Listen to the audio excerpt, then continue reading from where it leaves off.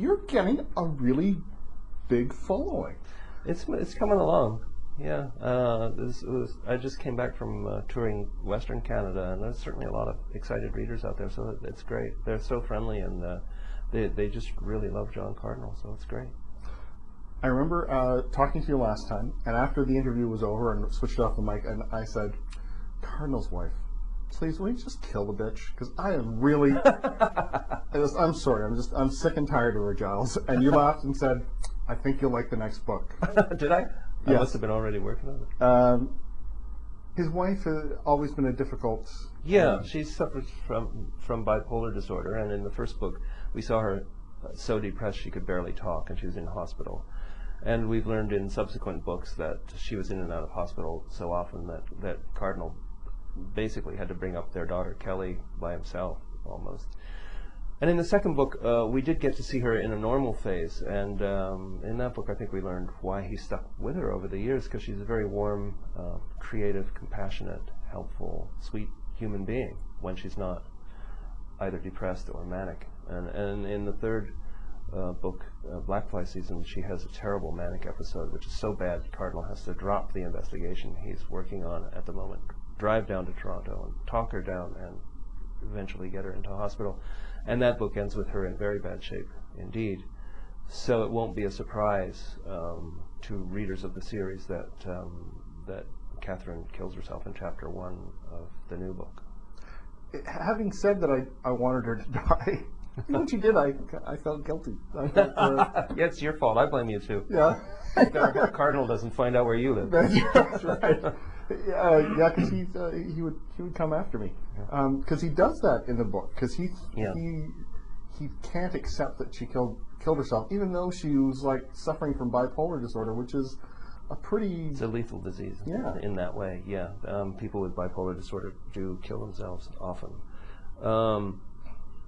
He does.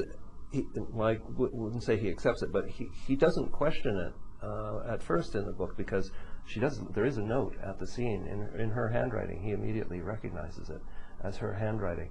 She does have this history of hospitalizations and severe depression, and also there's no signs of foul play whatsoever, none.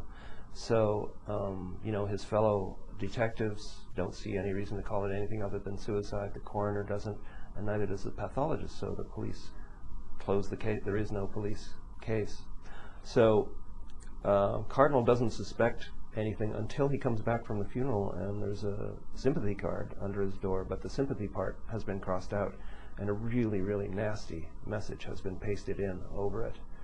And it's at that point that he begins to suspect, well, maybe she didn't kill herself, maybe someone else killed her. But he's also sensitive enough to know that he may be just so full of grief that he's not operating at 100%, and he may be just paranoid about it. And that doubt, as well as his grief, suffuses the book all the way through, I think. The second plot that Lise is the one dealing with is a child, particularly vicious child abuser. Is that based on that sort of Disneyland case that had a trauma connection? To some extent, yeah. It was very, yeah, it is. I mean, actually, that was on the front page of the papers just as I began writing this book. And the suicide theme in the book, not just Catherine's, but Cardinal uncovers a rash of suicides in the area. The suicide theme meant that I was going to be dealing with psychologists and psychiatrists and so on.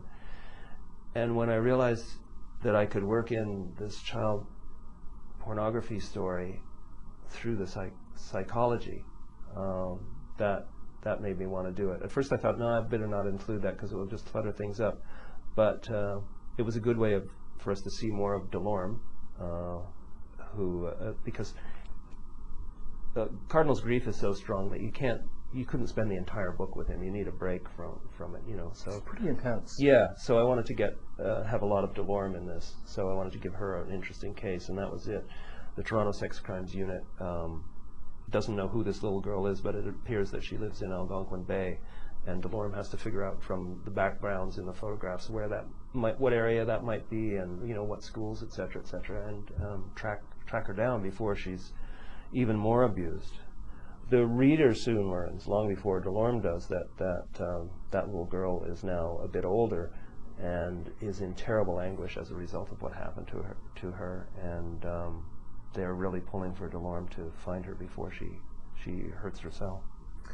He does go too far in this book several times. I mean, he really does let his grief overwhelm his judgment.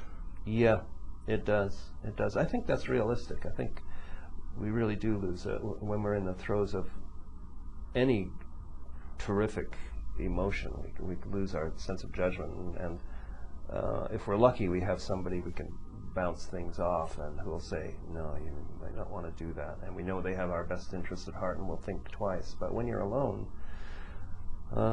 it's a different matter. And yeah, he does really push it a couple of times in this. The book is By the Time You Read This. I've been speaking with the author Giles Blunt. By the Time You Read This, published by Random House of Canada.